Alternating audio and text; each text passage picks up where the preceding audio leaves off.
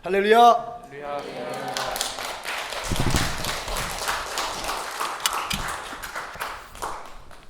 감사합니다. 오늘 새벽 기도에 뵌 분도 계시고 또 이 시간 처음 뵙는 분도 계시는 것 같습니다. 새벽에 뵌 분이든 이 시간 처음 뵙는 분이든 만나 뵙게 되어서 반갑습니다. 짧은 몇 시간의 모임이지만 이번 집회를 통하여 하나님의 크신 은혜를 함께 나누는 아름다운 시간이 되어지기를 바라며, 또한 뉴저지 명성교회 창립 4주년을 맞아 하나님의 크신 축복을 받으시고 크게 부흥하시게 되시기를 기도드립니다. 인간이 창조주 하나님의 마음에 꼭 맞는다고 하는 것은 매우 어려운 일이지만, 그런 사람이 만약 있다고 하면 그는 참으로 복받은 사람일 줄로 압니다. 오늘 말씀을 통해 과연 나는 하나님의 기준에 얼마나 적합한지를 한번 살펴보시는 시간이 되어지시기를 바랍니다. 공인회계사 CPA 3명이 대기업과 계약 체결을 인터뷰하기로 했습니다. 그래서 3명이 한 명씩 면접실로 들어가 앉습니다. 첫 번째 후보가 들어갔습니다. 면접관이 물어봅니다. 2 더하기 2는 얼마요? 4입니다. 0.1초도 안 걸려서 대답을 했습니다. 두 번째 후보가 들어왔을 때 면접관은 똑같은 질문을 합니다. 2 더하기 2는 얼마요? 그랬더니 그는 노트북 컴퓨터를 꺼내더니 마이크로소프트 엑셀 프로그램을 열어서 몇 가지의 공식을 집어넣은 다음에 거기에서 나온 결과가 이렇게 이야기합니다. 4입니다. 세 번째 후보가 들어왔을 때 똑같은 질문을 했습니다. 그랬더니 이 사람은 자리에서 일어나더니 문가로 가서 문을 열고 밖을 살펴본 다음에 문을 닫고 잠그고 안에 들어와서 블라인드를 다 치고 테이블 밑에까지 다 살피고, 그리고 면접관한테 다가가서 조용하게 이렇게 대답을 했다고 합니다. 얼마가 되기를 원하십니까? 여러분 같으면 세 종류의 사람 가운데 누구를 선택하시겠습니까? 아마도 2 더하기 2는 4라고 대답한 사람은 가장 교과서적인 사람이고 정직한 사람이라고 볼 수 있을 것입니다. 두 번째 사람은 시간은 좀 지체되지만 그래도 철저하고 꼼꼼한 사람, 그리고 현 시대의 흐름을 파악할 줄 아는 사람처럼 생각이 됩니다. 마지막 세 번째 사람, 얼마가 되기를 원하십니까? 한 그 사람은 어떻게 보면 가장 부조리인, 부정직한 사람으로 인식이 될 수 있습니다. 그러나 이렇게 한번 생각해 보시기를 바랍니다. 이 마지막 사람은 회사의 요구에 그대로 부응할 줄 아는 사람입니다. 회사가 정직한 회사라고 한다고 하면 아마도 정직하게 하십시오 하면 이 사람은 정직하게 할 것입니다. 근데 회사가 부정을 했다고 하면 아마도 부정직하게 하라고 요구를 할 것이고, 그러면 이 사람은 얼마든지 부정직하게 할 수 있는 사람이라는 것이죠. 플렉시블 하다고 생각할 수도 있지만 어떻게 보면 그 주인이 누구냐 하는 것을 정확하게 깨달은 사람입니다. 주인이 정직하면 그 사람도 정직할 것이고, 주인이 부정직하면 그 사람도 부정직할 것이라는 것입니다. 교회에서도 누가 가장 충성스러운 일꾼이겠습니까? 2 더하기 2는 항상 4라고 하는 대답밖에는 할 줄 모르는 사람, 정직한 사람이라고는 볼 수 있지만 그 사람은 자기가 아는 지식 한도에서 그것만을 외치는 사람입니다. 다른 것은 절대로 받아들일 수가 없습니다. 남의 이야기를 들을 줄도 모르고 교회 사정과 형편에 맞출 줄도 모릅니다. 그저 자기 생각대로만 고지곳대로 한다고 하는 사람입니다. 나는 이렇게 배웠고 이렇게 생각하니 내 사상과 이론 절대로 버릴 수 없다. 사실 2 더하기 2는 4지요. 뭐 그 2 더하기 2가 5가 되겠습니까? 3이 되겠습니까?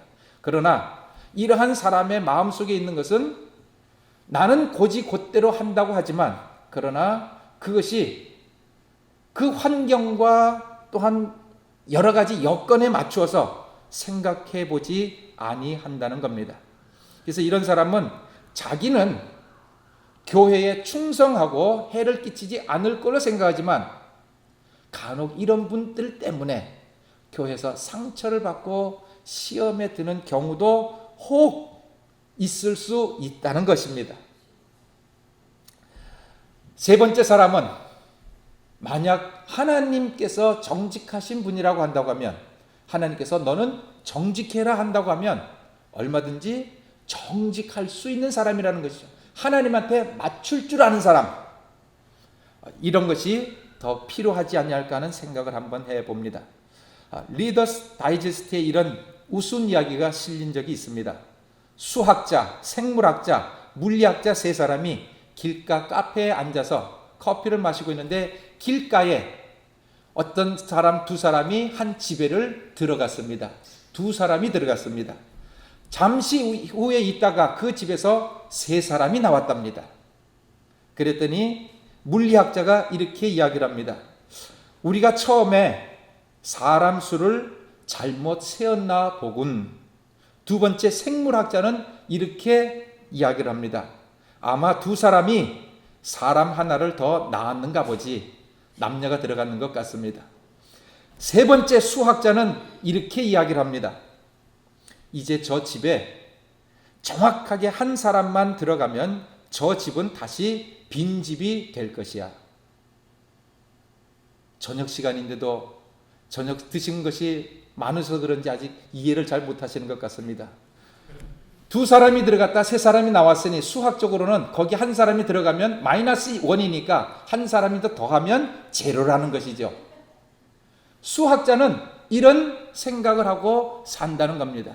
이런 것이 물리학자, 생물학자는 똑같은 환경이지만 다른 쪽에서 보고 다르게 이해할 수 있지만, 어떤 사람은 자기의 것만 이야기한다는 겁니다. 고린도후서 10장 4절에 있는 말씀 보시면 사도 바울이 이런 말씀을 하였습니다. 우리의 싸우는 병기는 육체에 속한 것이 아니요 오직 하나님 앞에서 견고한 진을 파하는 강력이라. 모든 이론을 파하며 하나님 아는 것을 대적하여 높아진 것을 다 파하고 모든 생각을 사로잡아 그리스도께 복종케 하나니 하고 이야기를 합니다.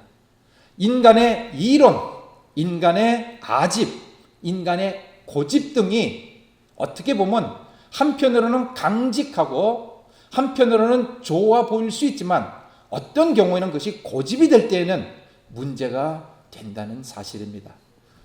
여러분 혹시 이것 아십니까? 아무리 훌륭한 목수로 할지라도 절대로 못 고치는 집이 있다는 거 아십니까? 그 집은 고집이라고 부른다고 합니다.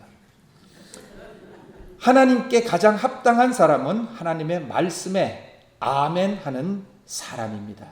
하나님은 절대로 부정직하지 않습니다. 하나님의 말씀을 듣고 그대로 하나님의 말씀을 그대로 받아서 순종하는 사람은 절대로 부정직하게 되지 않을 줄로 압니다. 중요한 것은 하나님의 말씀이 내 생각과 안 맞다고 생각해서 거부하는 것이 문제이지, 하나님의 말씀을 그대로 받아들여서 한 발자국 한 발자국 쫓아가는 그 사람의 삶은 결코 잘못되지 아니할 것입니다. 오늘 처음에 드렸던 이 예화 오해하지는 마시기를 바랍니다. 마치 여러분들 하여금 부정직한 사람으로 만들고 비슷한 것 같은데 결코 그것은 아닙니다. 교회에서도 이런 말씀 드려서 어떨지 모르지만 그래도 교회 리더들이 계십니다. 그 리더들에게 순종하는 것 좋은 일입니다. 그러나 내 생각과 맞지 않다고 해서 반박할 때는 사실 본인 생각도 맞지만 리더의 생각도 맞다는 사실입니다. 그러니 우리가 이런 교회를 통하여 이런 훈련을 받을 수 있으시게 되기를 바랍니다. 오늘 본문의 말씀입니다. 예수님 당시 유대인들은 로마의 지배를 받고 있었습니다. 당시 유대인들의 논쟁 가운데 하나는 바로 로마가 세금을 거둘 수 있는지, 그런 권리가 있는지 아닌지를 그들은 논단을 했습니다. 그래서 마태복음 22장 17절에 있는 말씀부터 보면 가이사에게 세를 바치는 것이 가하니까 불가하니까 하고 이야기를 합니다. 왜냐하면 자기네 나라는 유대 나라인데 로마가 침공해서 로마가 다스리니 그 로마한테 하나님의 백성들이 과연 그들한테 세를 바치는 것이 합당하냐 안 하냐 하는 그런 것을 가지고 논쟁했다는 것입니다. 이런 논쟁 가운데 로마에게 순순히 세금을 바치는 사람은 자기 동족에게 배신자 취급을 받았고, 더욱이 이러한 세금을 걷어들이는 세리들은 매국노요, 동족을 착취하는 죄인 취급을 받았다는 사실입니다. 또한 세리에게는 마음대로 세금을 매길 수 있는 권한이 있었기 때문에 로마에 바치지 않아도 되는 엑스트라 머니를 더 징수해서 그들이 손쉽게 부자가 되었다는 사실입니다. 그러니 세리들은 같은 동족 유대인들에게 미움을 받았고 죄인 취급을 받았다는 사실입니다. 이러한 세리들을 그들이 예수님에게 가까이 나와서 말씀 들으러 나왔더니 예수님께서는 그 죄인들을 책망치 아니하시고 받아주시고 용서하시는 그런 모습을 보고 자기네들은 가장 의롭다고 생각했던 바리새인들이 마음에 상처를 받기 시작합니다. 어떻게 저런 죄인을 용납하고 받아줄 수 있는가 하는 그런 마음에 부딪힘이 생겼다는 것입니다. 이러한 상황을 아셨던 예수님께서 그들을, 바리새인과 서기관들을 가르쳤던 말씀이 오늘 저희가 읽은 누가복음 15장에 있는 비유 3개였습니다. 첫 번째는 잃어버린 양 한 마리, 100마리 가운데 잃어버린 양 한 마리. 두 번째는 10드라크마 가운데 잃어버린 드라크마 하나. 세 번째가 두 아들의 비유인데 이 두 아들의 비유는 오늘날 흔히 우리에게는 탕자의 비유라고 그렇게 알고 있습니다.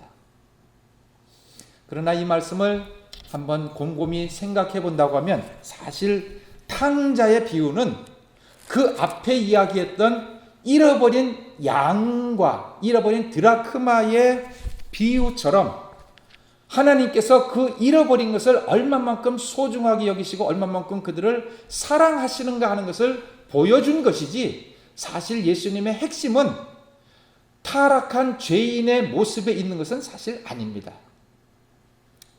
오늘 이 비유를 처음 한번 생각해 보신다면 세 부류로 구분할 수 있는데, 첫 번째 작은 아들의 방탕한 모습, 두 번째는 방탕했던 그 아들이 돌아왔을 때 아들을 영접하는 아버지의 모습, 마지막 세 번째가 돌아온 자기의 동생을 대우하는 큰 형의 모습, 세 부류로 나눠볼 수가 있습니다.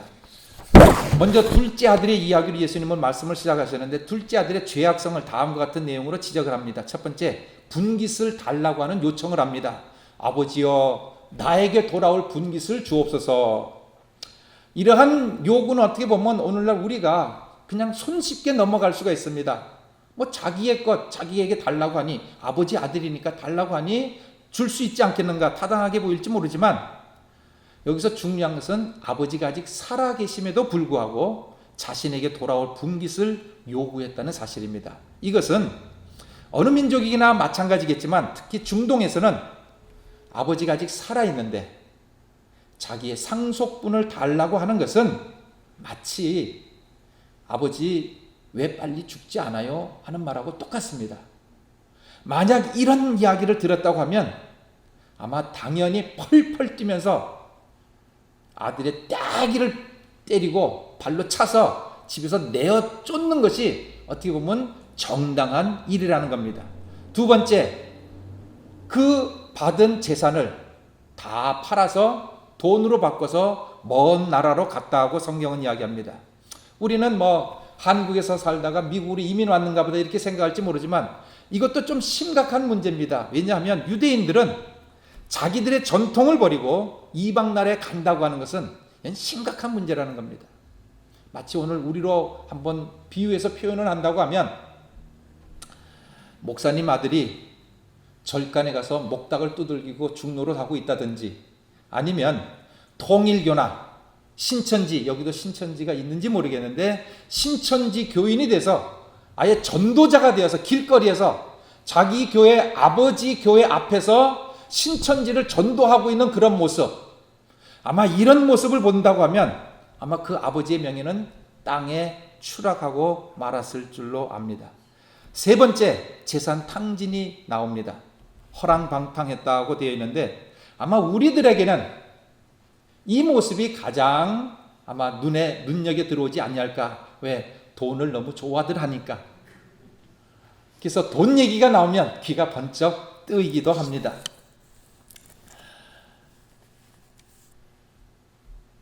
큰아들이 동생을 비난했던 내용 가운데도 바로 이 재산에 대한 내용이었습니다. 아버지의 살림을 창기와 함께 먹어버린 그 아들하고 돈 얘기를 한다는 것이죠. 이와 같은 내용들은 왜 예수님께 이렇게 설명을 하셨냐면 죄인의 모습을 보여줍니다. 유대인들은 이런 이야기를 들으면 당연히 그 아들은 사형감하고 인식이 되었다는 사실입니다. 근데 이 아들이 어떻게 아버지에게 용서를 받았는가 하는 것을 주님께서는 말씀하고 계시는데, 탕자의 모습을 용서하는 아버지의 모습이 나오는데, 거기에는 둘째 아들이 거지 모습으로 옵니다. 좀 아버지한테 다시 가니까 조금 옷도 바꾸고 조금 노력이라도 해서 조금 깨끗하게라도 해야 되는데 완전히 돼지치던 그 모습 그대로 오게 됩니다. 그때의 아버지는 그 아들을 종으로 받아주는 것이 아니라 아들로 받아주는 모습을 보이고 있습니다. 제일 좋은 옷을 입히고 손에 가락지를 끼우고 발에 신을 신겨준다고 되어 있는데, 이것은 아들의 모습을 회복시켜주는 것입니다. 종에게는 신발을 신기지 아니하고 손에 가락지를 끼웠다고 하는 것은 아버지의 권한을 다시 부여해 주었다는 겁니다. 다시 말씀을 드리면 이 아들이 아버지 집에 돌아갔을 때에 또 생각이 바뀌어서 또 다른 데로 가려고 한다고 하면 그 아버지의 인장반지, 즉 자기는 아버지의 아들이라는 것이죠. 주장할 수 있는 권세가 있다는 겁니다. 그런데 이와 같은 것을 아시면서도 아버지는 그 아들을 어떠한 유예기간을 주지도 아니하시고 그대로 품에 안고 키스를 하고 아들로 삼아주고, 또한 그 아들이 돌아옴으로 인하여 기뻐합니다. 참 저는 이 말씀을 읽으면서 이런 생각을 해봅니다. 저 같으면 이런 아들이 돌아왔다고 하면 좀 어느 정도는 앉혀서 훈계라도 하고, 야, 어느 정도 추궁이라도 할 것 같은데 너 갖고 나갔던 돈 그래도 어느 정도는 갚아야 되지 않겠냐, 어떻게 좀 열심히 해서 좀 갚도록 해라, 몇 프로라도 좀 갚아라, 혹은 실추시켰던 그 아버지의 명예 너 어떻게 갚을래, 어떻게 회복시킬래, 동네방네 돌아다니면서 죄송합니다 죄송합니다 하고 인사하고 돌아다닐래. 한국 같으면 오줌 싸면 키를 뒤집어 쓰고 돌아다니지 않습니까? 뭐 그런 거라도 해서 어떻게 좀 회복시키지 않을래, 앞으로는 너 어떻게 착실하게 살래 하는 그런 각서마저도 없습니다. 어떻게 예수님께서는 그런 말씀을 하시는지 사실 좀 이해하기 힘듭니다. 어떠한 요구 조건도 없이 아들로 받아들였고 그저 살찐 송아지를 잡아서 잔치를 베풀고 기뻐하고 즐거워했답니다. 마지막 세 번째, 거기에 대한 큰아들의 반응이 나옵니다. 큰아들이 오늘 저희가 읽으신 본문에 밭에서 일하다가 집으로 가까이 돌아오니 집에서 음악소리, 풍류소리라고 되어 있는데 이것은 헬라 원어로 보면 오케스트라입니다. 아주 오케스트라로 웅장하게 잔치를 벌였다는 겁니다.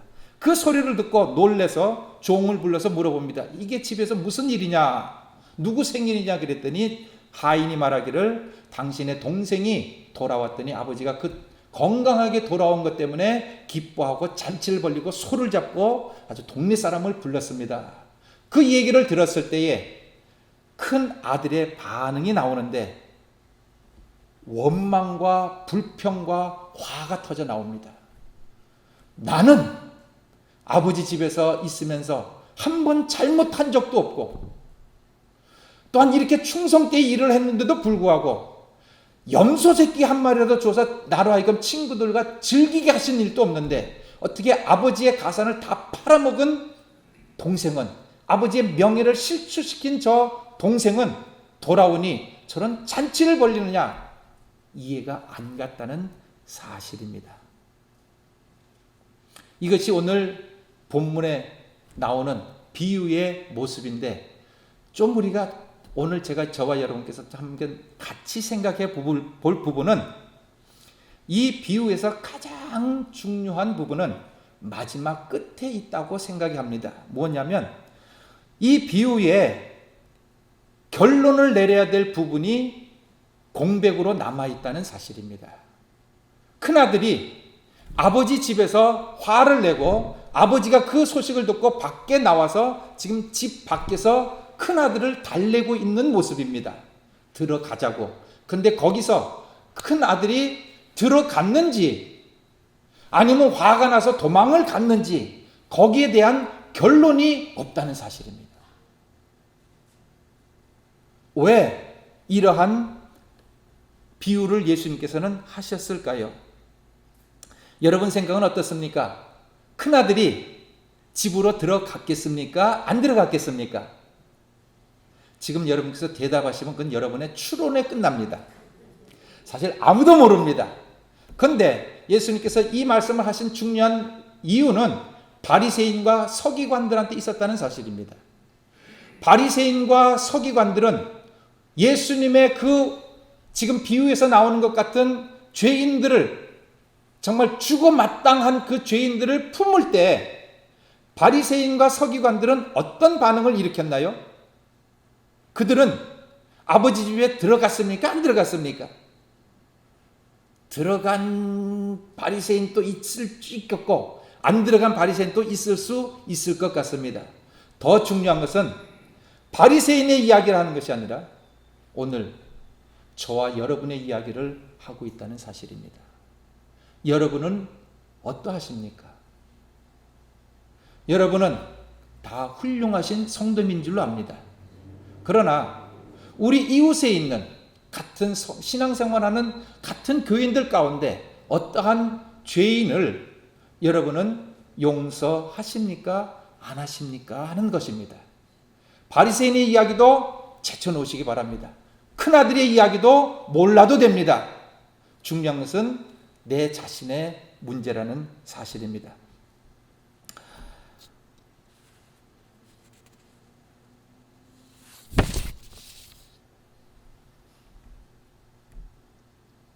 여러분께서는 이러한 상태가 된다고 하면 아버지의 그 풍성한 사랑에 연합해서 같이 죄인을 용서해 주시겠습니까? 아니면 나는 결코 저 사람만큼은 용서할 수가 없어 하고 그대로 마음의 문을 꽉 닫아버리고 그대로 있으시겠습니까? 우리가 아는 대로 옛 고의 불공대천 혹은 불구대천이란 말이 있습니다. 이 말의 뜻은 하늘을 같이 이지 못한다 하는 뜻입니다. 그래서 세상에서 같이 살아갈 수 없을 만큼 큰 원한을 비유한 말인데, 이 말의 출처는 얘기라고 하는 곳에 공내편에 수록되어 있다고 합니다. 이 공내편에 보면 이렇게 되어 있습니다. 아버지의 원수와는 함께 하늘을 이고 살 수 없고, 형제의 원수를 보고는 무기를 가지러 가면 늦고, 친구의 원수와는 나라를 같이 해서는 안 된다고 기록이 되어 있습니다. 즉 아버지의 원수와는 함께 하늘을 같이 이고 살 수 없고 같은 하늘에 살 수가 없고, 그래서 반드시 원수를 갚아서 죽여야 되고, 형제의 원수를 만났을 때는 집으로 무기를 찾으러 가면 너무 늦으니 아예 무기를 항상 차고 다니라고 이야기를 하고, 그리고 친구의 원수와도 같은 나라에 함께 살 수 없으므로 나라 밖으로 쫓아내든지 아니면 찾아서 죽이라고 하는 그러한 뜻입니다. 근데 우리는 이것이 이제는 뭐 너무 한국에서 떠난 지 오래돼서 이제는 다 잃어버린 그런 것으로 생각이 되시는데, 교회에서도 이와 비슷한 표현을 가끔 쓰는 것을 가끔 모르겠습니다. 이곳은 너무나도 사랑이 많은 곳이라서 이런 이야기 없는지는 모르지만 저쪽에는 있는 것 같습니다. 무슨 얘기냐면 나는 누구누구가 천국 가면 난 그런 천국 안 가 하는 이야기를 합니다. 이게 좀 극적인 표현이라고 하면 이런 신앙생활을 할 때도 많습니다. 내가 그 교회 안 나가는 이유는 그 사람 때문이야. 그 사람 때문이야. 그 사람하고는 같이 신앙생활 할 수 없어 하는 이러한 표현, 이러한 신앙 좀 있는 것 같습니다. 나에게 잘못한 사람을 용서하지 못하는 경우라는 것이죠. 여러분 다 아시는 내용이지만 한국의 TV에서 어떤 한 단어를 내주면 상대방으로 하여금 알아맞추는 퀴즈가 있었답니다. 할아버지 할머니가 나왔습니다. 할아버지에게 단어를 보여줬습니다. 천생연분이라고 하는 단어를 보여줬답니다. 그랬더니 할머니한테 이제 설명을 합니다. 천생연분이라고 하는 단어를 그 입에서 끄집어내기 위하여 설명을 하는데 이렇게 이야기를 합니다. 자기와 나와의 관계를 뭐라고 하지? 할머님이 대답을 합니다. 왼수. 그랬더니 할아버지가 고개를 저으면서 그것 말고 내자. 그랬더니 평생 원수. 아마도 할아버지는 할머니를 젊은 시절에 많이 괴롭혔던 것이 아닌가 생각을 해봅니다. 무슨 잘못을 했는지 몰라도 할머니 마음을 많이 아프게 해드렸기 때문에 이런 대답이 나오지 않았을까. 사실 날마다 아름다운 장미를 사가지고 가면서 I love you, I love you 했으면 이런 얘기는 나오지 않았을 줄로 압니다. 분명 아마 젊어서 한국 할아버지니까 술 드시고 집에 들어와서 행패 부리고 밤내느라고 소리 지르고 이랬으니 평생 원수라고 하지 않았을까 생각을 해봅니다. 근데 여기서 한 가지 저희가 생각을 해보십시다. 할아버지는 할머니를 천생연분으로 생각하고 있습니다. 비록 자기 자신이 잘 깨닫지 못하고 할머니를 괴롭혔지만 자기의 부인을 괴롭혔지만 그래도 그 부인을 누구로 생각하냐면 천생연분으로 생각하고 있습니다. 일평생 같이 살 사랑스러운 아내로 생각하고 있는데 이 할머니는 괴롭힘을 많이 당했기 때문이겠지만 이 할머니는 자기의 남편을 평생 원수로 생각하고 있다는 사실입니다. 누가 더 나은 삶을 살고 있는가 하는 것을 한번 생각해 봅니다. 우리는 남에게 죄 짓지 말고 피해를 입히지 말고 아픔을 주지 말아야 하지만 그러나 그보다 더 큰 죄는 남의 잘못을 두고 기억하고 평생 원수로 생각하고 사는 사람이 아닌가 한번 생각을 해봅니다. 과거 나에게 잘못을 했다고 해서 나에게 사기치고 돈 꿔가고 갚지 않냐고 좀 나쁜 행동을 했다고 해서 자동차도 끌고 놓고 저희도 파킹 해놓고 밥을 잘 먹고 나왔더니 누군가가 그 자동차 뒤를 범퍼를 푹 끌고 놓고 갔더라고요. 나와가지고 화가 되게 나더라고요. 누군지 잡기만 하면. 그러나 그런 실수 우리는 세상 살면서 얼마든지 상대방뿐만 아니라 저 자신도 얼마든지 저지를 수 있다는 사실입니다. 그런데 그런 좀 나쁜 행동을 했다고 해서 일평생 철천지 원수로 마음에 품고 사는 사람보다는 할아버지처럼 잘못하라는 말은 아닙니다. 그러나 할아버지처럼 당신과 나는 천생연분이요 하고 사는 것이 더 아름다운 삶이 아닐까 생각을 해봅니다. 진짜로 큰 죄가 무엇이냐? 그것은 한 집에서 한 지붕에서 같은 밥을 먹으며 같이 숨쉬고 살면서 마음으로 원수로 생각하며 사는 사람이라는 겁니다. 좀 오래된 이야기지만 호랑이 담배 피던 시절은 아니고 비행기에서 담배를 허용하고 있던 스모킹을 허용하고 있던 그런 시절에 한 분이 비행기를 타고 가는데 그 당시만 하더라도 비행기 뒷좌석에서는 담배를 필 수 있었습니다. 그 좌석에서. 근데 이분이 자리에 앉아 있는데 옆에 사람이 담배를 피는데 줄담배를 피고 있었습니다. 얼마나 담배 안 피는 사람들에게 얼마나 안 좋습니까? 담배 피는 것이 죄라는 말씀은 아닌데 담배를 그렇게 피니까 너무 이 사람이 괴롭기 시작했습니다. 어떻게 하면 이 사람한테 이 담배 피는 것을 좀 스탑시킬 수 있을까 고민하다가 문득 아이디어 하나가 떠올랐습니다.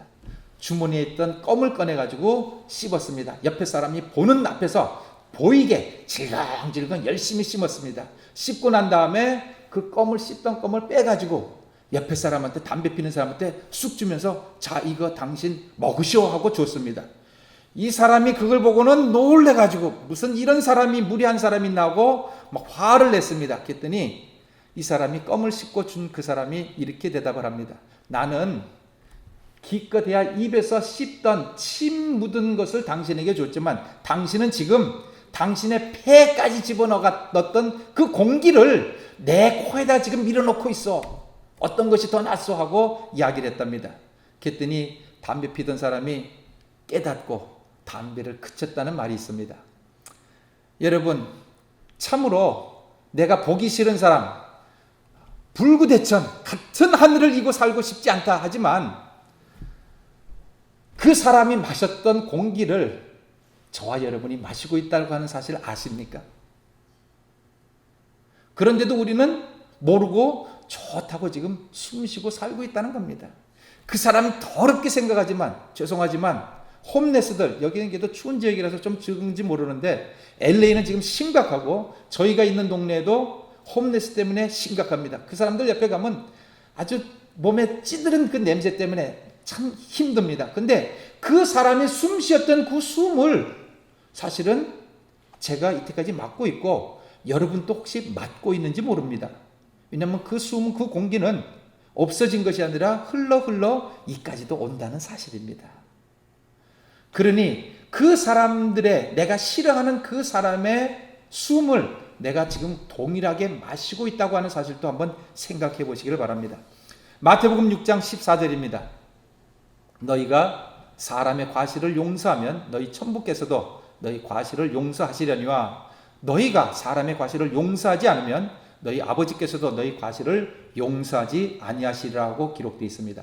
우리는 이 말씀을 내 죄가 용서받으려면 타인의 죄를 용서해야 된다고 이렇게 이해를 합니다. 맞는 말씀입니다. 그러나 이 말씀을 다른 측면에서 한번 생각해 본다고 하면 이렇게 될 수가 있습니다. 뭐냐면 내 자신의 큰 죄가 하나님 앞에 용서함을 받았다고 하는 것을 아는 사람이라고 한다고 하면 다른 사람의 죄는 능히 용서해 줄 수 있다는 사실입니다. 나는 하나님 앞에 철천지 원수가 아니었는가 하는 것입니다. 좀 전에 말씀드렸던 둘째 아들의 그 행동의 모습, 사형에 해당하는 그 모습, 그것이 사실은 내 모습이었는데 이 내 모습이 하나님께서 그냥 용서해 주었답니다. 이 용서를 내가 만약 받고 모든 죄에서 해방받은 그 기쁨이 있다고 하면 다른 사람의 죄도 얼마든지 너끈히 용서해 줄 수 있다는 사실입니다.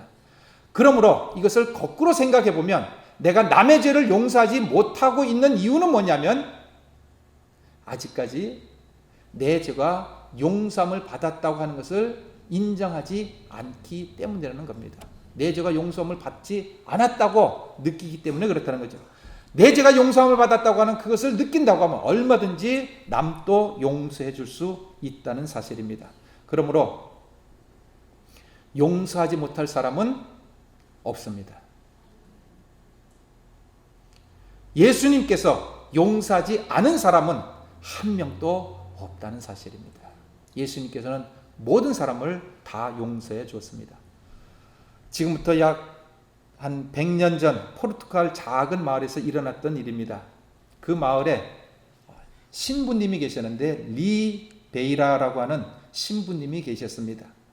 어느 날 주무시고 계시는데 자정쯤 돼서 누군가가 저 문을, 성당 문을 두들깁니다. 수도문을 두들겼습니다.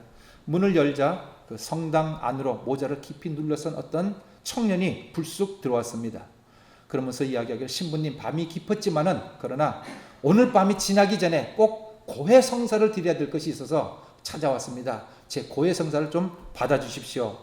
신부님이니까 어쩔 수 없이 시간에 상관없이 고해소로 들어갔습니다. 고해 성사를 받게 됐습니다. 이런 고백을 합니다. 신부님, 제가 돈이 필요해서 사람이 많은 기차역으로 나가서 돈 많은 사람을 발견하고 그 사람한테 옆구리에 총을 찌르고 돈을 달라고, 당신이 가진 돈을 달라고 요구를 했더니 이 사람이 돈을 순순히 내줬으면 됐는데 안 주겠다고 앙탈을 부리다가 어떻게 총을 쏴서 그 사람을 죽이고 말았습니다. 그래서 다급해서 지금 신부님한테 찾아와서 고해성사를 하는 중입니다 하고 이야기를 합니다. 신부님이 이야기합니다. 그 참 안 좋은 죄를 지었군요. 하나님 앞에 죄를 보석 기도를 하셔서 죄 용서를 받으시기를 바랍니다 하고 이야기를 해줬습니다. 그랬더니 이 사람이, 강도가, 신부님, 고해의 비밀은 지키는 것이 신부님의 의무인 줄 알고 있습니다. 신부의 입장에서 설마 나를 고발하지는 않으시겠죠. 여기에 돈을 빼낸 지갑과 총을 두고 갑니다 하고 나가버렸습니다. 그러니까 이 사람은 신부가 해야 될 일을 잘 알고 있었기 때문에 신부를 악용해 먹은 것입니다. 좀 있다 경찰들이 들이닥쳤습니다. 신부님, 우리는 살인자를 지금 찾고 있는데 이 성당으로 들어왔다고 하는 제보를 받아서 왔습니다. 그때에 이 리베이라라고 하는 신부님의 마음속에 문득 이런 마음이 들었답니다. 신부의 사명은 사랑이다 하는 그 마음이 들었답니다. 그래서 거기서 누가 와서 이렇게 했다고 하는 것만 이야기하면 될 텐데 아무 이야기하지 못하고, 왜? 고해성사한 것을 다른 사람한테 이야기할 수 없기 때문에, 그래서 아무 말 못하고 있었더니 경찰들이 그러면 수색할 수밖에 없습니다. 예, 하십시오. 찾다가 결국 고해소 안에서 지갑과 총을 발견하게 됩니다. 누구 것이요? 신부님은 대답할 수가 없습니다. 결국은 그 신부님이 살인 강도죄로 붙잡혀서 재판을 받고 감옥에 갇혀서 중노동을 하게 되었습니다. 주위 사람들이 다 원망을 하고 저주를 하고 비난을 합니다. 신부가 저런 살인 강도 일을 할 수 있는가 하고 원망을 하는데도 그는 한 번도 거기에 대한 변명을 하지 않고 6년을 중노동을 하고 사는 가운데 세계 제1차 대전이 일어났다고 합니다. 그때 한 병사가 심한 부상을 입고 사제 신부를 만나게 해달라고 청을 하고 신부가 왔을 때 이런 이야기를 합니다. 고해성사를 받아주십시오. 제 평생에 처음으로 드리는 진실한 고해성사입니다. 그때의 이런 6년 전에 있었던 사건을 다 이야기를 하고 자기 때문에 리베이라 신부가 지금 감옥에 갇혀서 억울한 옥살이를 하고 있다고 하는 사실을 이야기를 하고 숨을 거두고 맙니다. 그래서 그 사실이 다 이제 밝혀져서 리베이라 신부가 이제 추록을 하게 되고 모든 누명이 다 벗겨져 자유인이 되었습니다. 그때 많은 사람들이 이 신부님을 위하여 울 때에 신부님이 이런 대답을 했다고 합니다. 나도 예수님을 못 박았던 사람 중에 하나입니다. 6년의 중노동이나 오해를 억울해할 것이 없습니다. 묵묵하게 견딜 수 있게 도와주신 주님께 감사할 뿐입니다. 이 땅 위에서 그 어떤 것도 나의 삶이 아닌 것이 없고 그 어떠한 고난도 주님의 것이 아닌 것이 없으니 나는 오직 주님과 함께 살고 있는 기쁨을 더욱 깊이 배웠으니 오직 주님의 은혜일 뿐입니다 하고 이야기를 합니다. 그러므로 그 누구도 원망치 아니하고 모든 것을 용서하고 화해하는 그런 신부님의 이야기가 있습니다. 오늘 우리가 읽은 이 비유의 가장 중요한 목적은 여기에 있습니다. 무엇이냐면 바로 내 자신은 어떠한 결론을 맺을 것이냐 하는 겁니다. 남 얘기가 아니라 내 자신의 문제, 나는 어떻게 할 것이냐. 자, 오늘 비유에는 아버지 집은 열려 있습니다. 아버지가 밖에 나와서까지 권면을 합니다. 같이 들어가자고. 큰아들이 마음만 먹으면 들어갈 수 있습니다. 마음만 먹으면 자기의 동생을 그냥 아버지가 용서해 주는데 까짓 거 용서해 주지 하는 그 마음만 먹으면 얼마든지 들어갈 수 있습니다. 그런데 그 문이 열려 있는데도 불구하고 스토리는 거기서 지금 중단되어 있으면 지금 저와 여러분은 어떠한가? 누가복음 11장 52절에 이런 말씀이 있습니다. 너희 율법사여 너희가 지식의 열쇠를 가져가고 너희도 들어가지 않고 또 들어가고자 하는 자도 막았느니라 하고 이야기를 합니다. 지금 하늘문은 열려 있다는 겁니다. 그래서 계시록 21장 25절에 있는 말씀 보시면 그 새 예루살렘의 성문은 문은 있기는 있지만 밤낮 가리지 않고 닫히는 적이 없답니다. 항상 열려 있답니다. 그러면 누구든지 열려 있으니 들어가고 싶으면 들어가고자 하는 사람은 들어갈 수 있다는 것이죠. 근데 요한계시록에 보면 그 문 앞에 어떤 부류의 사람들이 서 있는데 안 들어가고 못 들어가는 것인지 안 들어가고 있답니다. 거짓말하는 자, 음행한 자, 여러 부류의 사람들은 안 들어가고 거기에 있답니다. 회개만 하면 들어갈 수 있는데 왜? 열려 있으니까. 그런데도 불구하고 안 들어가고 있다는 겁니다. 오늘 말씀을 통해서 저희가 본다고 하면 용서만 하면 들어갈 수 있습니다. 근데 용서하지 않으면 들어가지 못한다는 사실입니다. 왜? 거기에는 용서한 아버지의 사랑과 용서해야 될 동생이 있기 때문에 그렇습니다. 그 집에 같이 살려면 아버지처럼 용서하지 않고는 같이 살 수가 없습니다. 그러므로 천국은 열려있는 문이지만 내 죄가 용서함을 받아야 되겠고, 두 번째는 내가 미워했던 마음에 원한을 품었던 그 사람은 지금 거기에 있으니 그 사람을 용서하기 전에는 결코 들어가지 않을 것이라고 하는 사실을 기억하시게 되기를 부탁을 드립니다. 여러분은 어떠하십니까? 들어가시지 않으시겠습니까? 안 들어가시겠습니까? 한국의 어떤 산부인과 의사분의 이야기입니다. 산모가 이제 출산을 해야 되는데 그 자연분만을 하지 못하고 이제 그 수술을 해서 제왕절개 수술을 해서 이제 아기를 이렇게 낳도록 하는 그런 부인이 있었습니다. 근데 이분이 처음 아이를 낳는지 병원에 와가지고 너무 마음이 이렇게 조바심이 생겨서 제대로 숨도 못 쉬고 안절부절하고 있었답니다. 그랬더니 이 산부인과 의사가 심호흡하세요, 심호흡하세요 하고 이야기를 했답니다. 그러니까 그 임신한 분들이 그 심호흡하는 게 있지 않습니까? 뭐 이렇게 숨 들여 마시고, 저는 남자라서 잘 모르겠지만 자녀를 낳으신 분들은 잘 아실 줄 압니다. 그 심호흡하라고 했더니 이분이 얼마나 저거 막 가슴을 졸이고 있었는지 입술로 심호흡, 심호흡, 심호흡, 심호흡하고 있었더랍니다. 그래서 그 모습을 보면서 이 산부인과 의사가 기독교인이었는데 거기서 자기의 모습을 보게 되었답니다. 하나님의 말씀이 있는데 이 말씀을 그저 앵무새처럼 입술로만 그저 심호흡, 심호흡, 심호흡 하고 있었지 않은가. 이것을 하고 행동으로 해야 되는데, 하나님의 말씀을 행동을 해야 되는데 행동하지 않고 그저 입술로만 떠들고 다니지 않았는가 하는 생각을 해 봤다고 합니다. 오늘 우리는 하나님의 말씀은 실제 우리의 삶이 되어야 됩니다. 새 예루살렘은 우리가 한 번도 가보지 않았지만 진짜로 있답니다. 제가 약속해 드리겠습니다. 가셔서 만약 없으시다고 하면 돌아오십시오. 있습니다. 그런데 문제는 그것을 그만큼 내가 사모하는가 하는 것입니다. 우리가 잘 아는 손양원 목사님, 참 그 이야기를 읽을 때마다 감동되는 부분이 있습니다. 두 아들을 죽인 그 빨갱이, 그 사람을 김재선이라고 하는 그 안재선이라고 하는 그 청년을 용서하고 자기의 양자로 삼았습니다. 그때에 그 두 아들의 여동생이었던 동희는 결코 자기 오빠를 죽인 그 사람을 용서하지 못해서 어떻게 내 오빠를 죽인 그 사람을 내가 오빠라고 부를 수 있냐고 그 아버지가 돌아가실 때까지, 손양원 목사님 돌아가실 때까지 부르지를 않았답니다.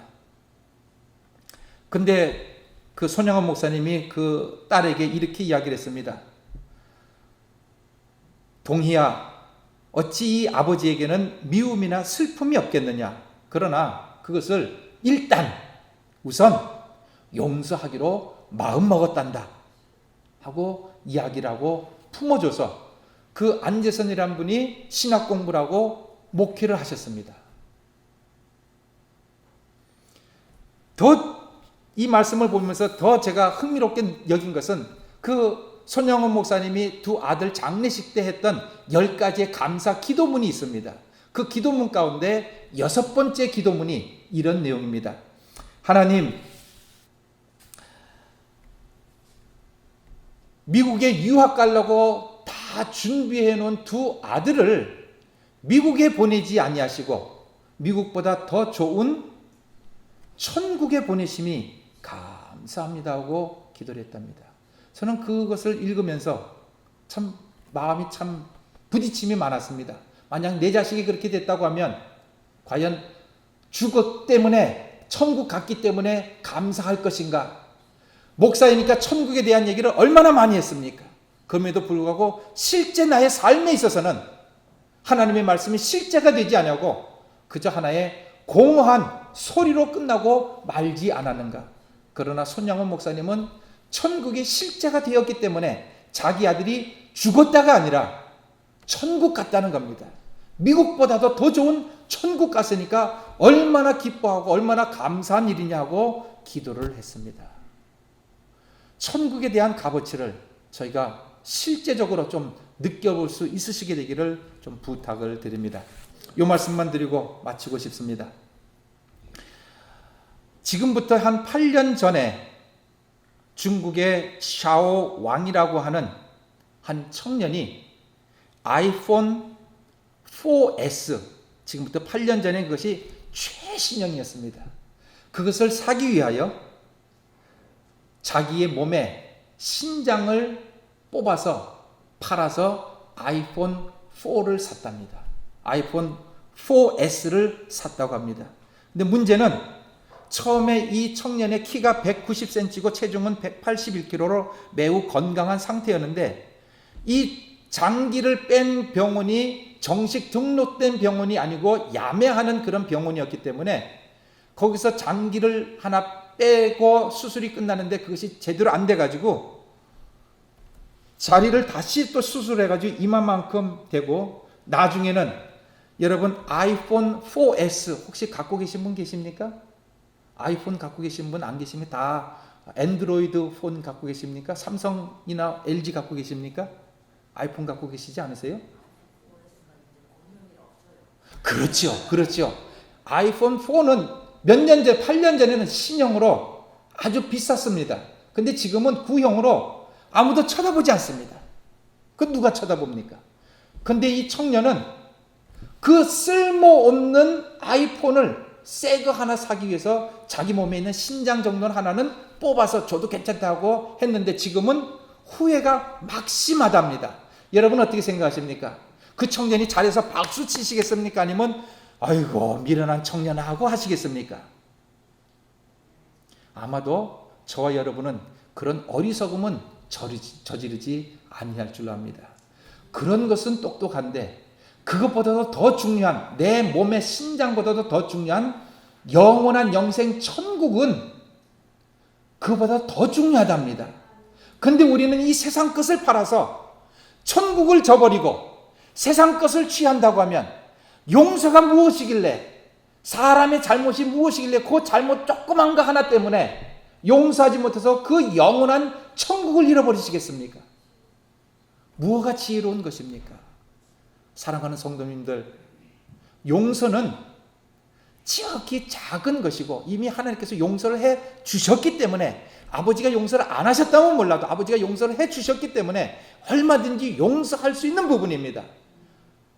그러나 그거를 용서하지 않냐고 마음에 응어리를 잡고 꽁 하고 있음으로 말미암아 아버지 집에 들어가지 못하는 어리석음을 범치 말아야 할 줄로 압니다. 우리의 신앙이 무엇입니까? 사랑이라고 하는데 그 사랑에는 용서가 포함되는 것입니다. 그저 말로만 사랑이 아닙니다. 그 사람의 잘못을 알고도 그것을 이해하고 용납하고 그럴 수 있다고 받아들여지는 그것이 그리고 품는 그것이 사랑이지 그저 좋을 때는 I love you 사랑하고 조금만 안 좋게 하면 탁 뒤돌아서 버리는 그것은 사랑이 아니라는 것입니다. 아버지 집에 들어가지 않으시겠습니까? 여러분은 지금 아버지 집에 같이 들어가셨습니까? 아니면 아직도 머뭇머뭇거리고 계십니까? 들어가시는 귀한 성도님들 되시기를 주의 이름으로 부탁을 드립니다. 기도드리겠습니다.